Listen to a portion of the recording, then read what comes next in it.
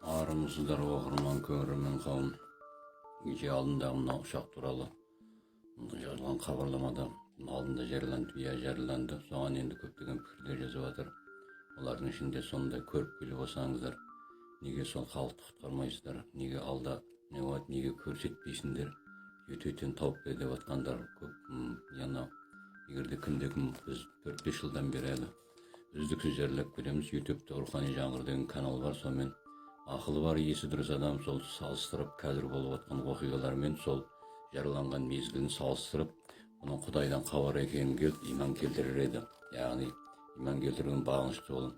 Ал енді қазір бүгінгі осы жариялап жатқан сол тақырыптарда біз көбінесе оны тек қысқа нұсқа ғана тақырып аламыз. Сосын соған қарайды да жұрт көбіне өте шығады. Бірақ оның ішінде көлем түрде көп тақырыптар қарастырылады. Яғни қазір Тоқаев күйзелісте, өзінің істеген көп істерінің өкінуде. Қазір сонымен бірге дін басқармасында аласапыран болады. Мына ұшақтың екінші Түркия ұшағының жолының бағытынан айырылып, ол енді ол дронмен атып түсе ма, басқа не қыла ма, ұшақтың құлауы болады, мінекей бұл жол болады, Меккеге сын болады.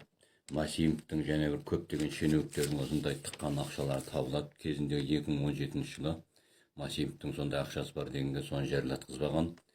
Сонымен бірге қазір Путин туралы сұрапты, Праганы су басады, Ереванды қақтығыс болады. Путин тығырыққа тіреліп, Путин осы мына қазақ еліне келіп, зираттау арқылы ана осының жағдайын түзуге болатын. Россияны соны түсінетін уақыт келді.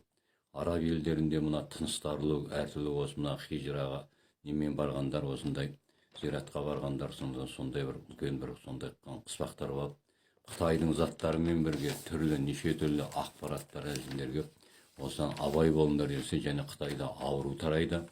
ақш-та неше түрлі қыз ұрлау, сондай бір жатын Америка мен ақш-тың арасында қақтығыс болады. Талғарда су басады. Украина қазір сол жеңіліске сұрап, Украинаның жері бөліске түседі, өзінің Украина жерінен айырылады. Оны біз ертеректе сол кезде айтып келе жатырмыз.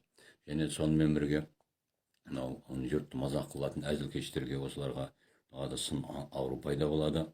Қоймадан жасырын ел биліктің тапсырған осындай бір заттар табылады. Қырғызда апат болады, Дубайда да апат болады, және де бір жер жұту осындай оқиғалар пайда болады. Және сонымен бірге құпия үңгір бар. Сол үңгірден де хабар келеді. Осындай мінекей бір ғана тақырыпты мен қамтып отырмын. Ал енді қалғандарын өздеріңіз қарап көріңіздер.